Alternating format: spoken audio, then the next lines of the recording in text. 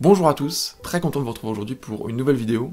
On se retrouve dans une atmosphère un peu plus sombre que d'habitude pour parler donc du dernier film de Steven Spielberg, The Fabelmans. Une vidéo que vous pouvez tout à fait voir si vous n'avez pas vu le film, en tout cas la première partie.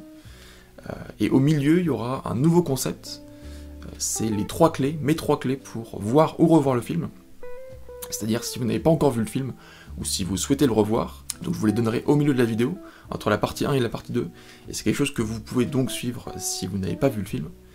Et dans la partie 2, je donnerai mon avis sur le film, donc cette partie-là, il y aura des spoils, il y aura du spoil à foison. Alors la première chose à dire sur ce film, c'est que c'est un récit autobiographique, c'est Spielberg qui s'inspire de sa propre vie, de ses propres expériences de réalisateur, de jeune réalisateur, pour écrire cette histoire. Et d'ailleurs, c'est le premier film depuis plus de 20 ans, pour lequel il réalise aussi le scénario, il écrit aussi le scénario, depuis IA, Intelligence Artificielle, le film de 2001, et on comprend rapidement que ça va être un récit autobiographique, et ça pour deux raisons. La première, c'est son rapport à la technique. Spielberg, c'est vraiment un technicien du cinéma, c'est quelqu'un, comme on l'a vu, il signe pas énormément de scénarios, mais c'est vraiment, ce qui lui plaît vraiment, c'est l'image, et les effets spéciaux. Et donc ce rapport à la technique, on le comprend dès le début, on l'a dès le début du film. Et il y a une deuxième chose, c'est son rapport à la judéité, son rapport au judaïsme plutôt, sa judéité, le personnage de Spielberg qui donc est d'origine juive. Et d'ailleurs si vous restez jusqu'à la fin du générique, vous vous apercevez que ce film est dédié à ses deux parents, donc Léa et Arnold. Et donc ce film c'est l'histoire de Sammy Fabelman, dont le père est ingénieur et la mère est musicienne, et qui va donc être partagé pendant tout le film entre la science et les arts, quelque chose qui va devenir de plus en plus fort au cours du film, et notamment la scène dans laquelle il explique à son père comment il a réussi à trouver un effet spécial en faisant des trous dans la pellicule, avec son père qui le félicite, qui est vraiment fier de lui, et qui dit que c'est une phrase d'ingénieur. Et de l'autre côté, sa mère, elle encourage plus son côté artistique. Et en fait, ce film, ça va surtout être l'histoire d'un cinéaste qui va découvrir le cinéma étape par étape.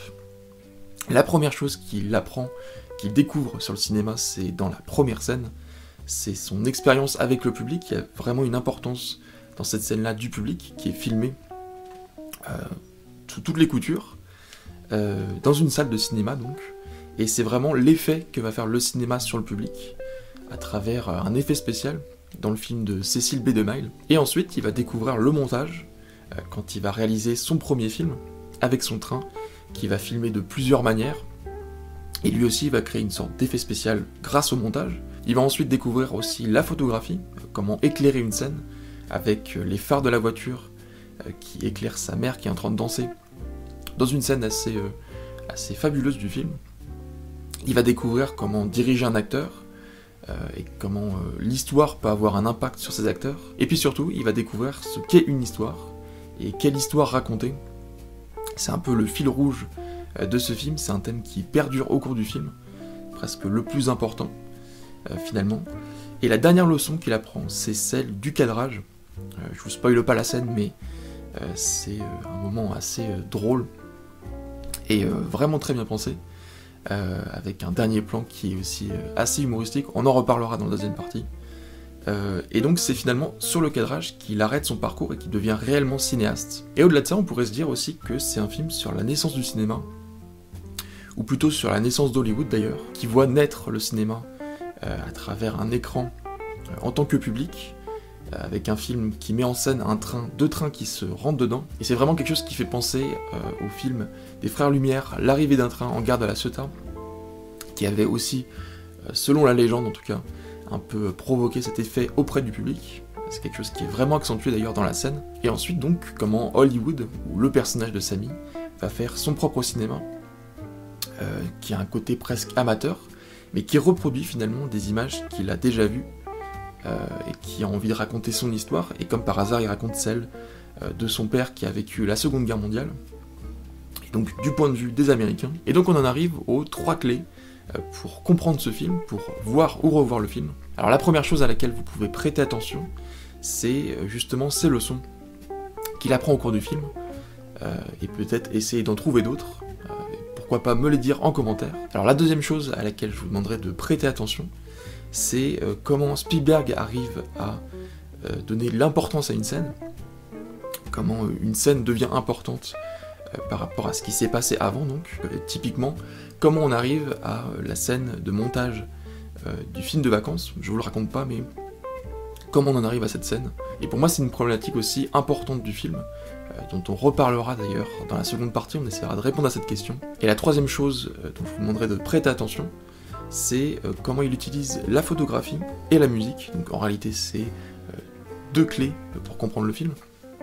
Mais comment il utilise donc la photographie et la musique pour isoler une scène du reste du film. Il y a des scènes qui sont, notamment cette scène de montage qui est très intéressante, qui est vraiment un moment unique dans le film, et comment il utilise donc la photographie et la musique. Alors maintenant, si je te donnais mon avis sur le film, je dirais que c'est un film vraiment qui m'a beaucoup plu, je suis pas un énorme fan de Spielberg, je l'ai pas encore dit dans la vidéo, mais je suis pas le plus grand fan de Spielberg, et pourtant j'ai trouvé que c'était vraiment un film réussi, au niveau du timing, du rythme, il y a vraiment quelque chose de très réussi. J'ai trouvé les acteurs vraiment très bons, en particulier les plus jeunes, notamment Hawks Fegley, je sais pas si je prononce très bien son nom, mais celui qui joue la brute au lycée à la fin, qui est vraiment incroyable je trouve pour un jeune acteur. J'ai vu qu'il avait joué aussi dans un film Disney avant, mais bon, je l'avais jamais vu jusqu'ici au cinéma. Je suis un peu moins convaincu par les performances de Michelle Williams et Paul Dano, qui jouent donc les parents de Sammy. On reconnaît aussi d'autres acteurs qu'on a vus dans d'autres films assez récemment, notamment Isabelle Kuzman qui joue un petit rôle dans Licorice Pizza, et aussi Julia Butters qui joue pour le coup un rôle un peu plus important dans une scène en tout cas très importante de Once Upon a Time in Hollywood. Il y a aussi Jude Hirsch qui joue dans une scène du film et qui est exceptionnelle, la scène et sa performance d'acteur. Je l'ai trouvé très très bien. Gabriel Labelle qui joue le personnage principal, qui joue Sammy Fabelman, et qui est vraiment très très bon, qui m'a vraiment convaincu. Lui aussi je le connaissais pas du tout. Et évidemment à la fin il y a cette séquence avec John Ford, alias David Lynch, qui est incroyable. En la découvrant, je me suis rappelé que j'avais déjà entendu cette info, mais vraiment la surprise était totale. Je m'attendais pas du tout à voir David Lynch dans le film. J'ai trouvé qu'on passait par toutes les émotions. Ça c'est une vraie réussite. Et au final, il n'y a pas un seul moment où je me suis ennuyé. Franchement, j'ai rarement autant peu vu le temps passé au cinéma. Et pourtant, je le répète, je suis pas le plus grand fan de Spielberg. Mais il y a des choses vraiment drôles et des choses franchement tristes. On éclate de rire à un moment et puis derrière, on lâche une petite larme. Et donc c'était vraiment une vraie réussite. J'ai vu que certains disaient que c'était vraiment un appel à l'émotion. Je suis pas spécialement d'accord, et puis même si c'est le cas, c'est un peu le style de Spielberg quand même. Par exemple à la question comment il amène une scène à avoir de l'importance, on remarque que par le scénario, il y a des sortes de retours en arrière à la fin du film. Je prends par exemple la scène où au tout début on voit la grand-mère dire que l'oncle Benny ne fait pas partie de la famille. C'est une scène qu'on voit autrement quand on revoit ensuite la grand-mère. C'est à ce moment-là qu'on se rappelle de cette scène et qu'on comprend, une fois qu'on sait que la mère de Sammy est en fait amoureuse de Benny et que c'est réciproque. On comprend pourquoi du coup la grand-mère dit ça au début du film, et on comprend même que du coup elle était au courant, qu'elle savait. Pareil pour John Ford finalement, la scène où il trouve John Ford plutôt, à la fin du film, c'est quelque chose qu'on pouvait comprendre, même si c'est un peu plus compliqué dans ce cas-là, mais quand elle dit qu'il va recevoir le plus grand cinéaste qui a jamais existé, quand le producteur dit qu'il va recevoir le plus grand cinéaste qui a jamais existé, on pourrait se dire que, assez logiquement, il a été voir 2 films en tout dans le film justement, un de Cecil B. DeMille et l'autre de John Ford, et puis en plus la cinématographie et la manière de filmer accentuent particulièrement le regard sur l'affiche du film avant qu'il y soit, et c'est quelque chose qu'on comprend au moment, pas spécialement au moment où il y a ce panoramique sur toutes les affiches de John Ford, mais plutôt au moment où on s'arrête sur celle qu'il avait vue précédemment, c'est-à-dire de L'homme qui tua Liberty Valance, sorti en 62. C'est à ce moment-là, précisément, qu'on comprend comment la cinématographie, comment la manière de narrer une histoire par la caméra nous a donc un peu piégés. Et donc il n'y a pas seulement le scénario, il y a aussi la mise en scène. qui nous fait par exemple aussi comprendre que Benny et sa mère, Mitzi je crois, sont amoureux par des plans qui les isolent parfois, notamment dans la scène où justement elle danse devant les phares de la voiture. Il y a des plans isolés sur Benny qui la regarde et on comprend en fait avant que Sammy comprenne. Il y a une sorte de suspense là-dedans. Et il y a l'idée dans le film aussi, une problématique très importante du film, c'est l'importance de l'image. C'est par l'image, quand il fait le montage, qu'il comprend que sa mère est amoureuse d'un autre homme que son père. Et donc il y a l'idée de qu'est-ce que veut dire l'image, qu'est-ce qu'elle montre, et comment on l'oriente. Il y a aussi la scène de fin, enfin une des scènes de fin, avec la brute au départ, qui joue au volet, et qui réprimande un peu Sammy parce que il l'a trop mis en avant dans le film. C'est une scène assez drôle, assez ironique, qui est très intéressante et qui montre bien comment on oriente un point de vue. Ça aussi c'est une leçon dont j'ai pas encore parlé, mais comment on oriente le point de vue dans une histoire selon ce qu'on filme et comment on le filme. Et finalement c'est presque une sorte de film qui vulgarise le cinéma, qui l'explique, qui le rend accessible pour tous. Et je trouve que ça c'est une bonne définition du cinéma de Spielberg. C'est un film qui résume bien tout son cinéma, parce que finalement Spielberg il voit les films presque comme un enfant, et on retrouve à chaque fois dans ses films cette idée-là de l'enfant qui regarde un film, et parfois on a l'impression qu'il faudrait presque être un enfant pour apprécier, savoir bien apprécier ses films, pour le meilleur comme pour le pire. C'est pour ça qu'il y a certains films de Spielberg dont je suis moins fan, mais là je trouve que c'est quelque chose de très réussi. Et pour moi c'est aussi un film sur ce qu'est le cinéma américain, par opposition aux autres cinémas, particulièrement les cinémas européens et même asiatiques, c'est-à-dire un peu ce débat entre le fond et la forme. Là on a vraiment une histoire qui dépasse le fond. C'est quelque chose qu'on voit quand il donne les instructions à l'acteur qui joue un rôle dans la Seconde Guerre mondiale, qui joue un soldat américain. C'est vraiment le fond qui prime plus que l'image, plus que ce qu'on voit finalement. Et au final, ce qu'il apprend dans le film, la dernière chose qu'il apprend, c'est le cadrage. C'est presque la dernière étape, et finalement on n'a pas l'impression que c'est la plus importante, même si c'est ce qui le fait devenir cinéaste au final. Mais on a l'impression que dans un film européen, ça aurait presque été l'inverse finalement, ça aurait presque été le cadrage qu'on aurait vu en premier. D'ailleurs c'est la première chose qu'on apprend souvent aux cinéastes dans les écoles de cinéma. Et il y a une photographie qui est, alors, sans transition, il y a une photographie qui est presque rêvée, qui a un côté très onirique aussi, notamment au tout début, quand il découvre un peu le cinéma, lorsqu'il regarde des films, lorsqu'il diffuse des films aussi. Il y a la scène où sa mère, où il enferme sa mère dans un placard pour qu'elle regarde un film. Il y a ce côté très onirique des images, presque comme si c'était rêvé.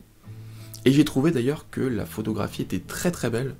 J'avais déjà parlé d'un film de Spielberg, j'avais déjà parlé de West Side Story l'année dernière pour la rétrospective 2021. Et j'avais dit que j'étais pas particulièrement fan de la photographie. Là, c'est pas du tout le cas. J'ai trouvé que c'était vraiment magnifique. Un film qui est filmé en pellicule, je crois. En tout cas, ça en a tout l'air. Et vraiment une très très belle photographie. J'ai trouvé que c'était un des éléments les plus réussis du film. Et donc enfin, je voulais répondre à la question pourquoi c'est une fin idéale.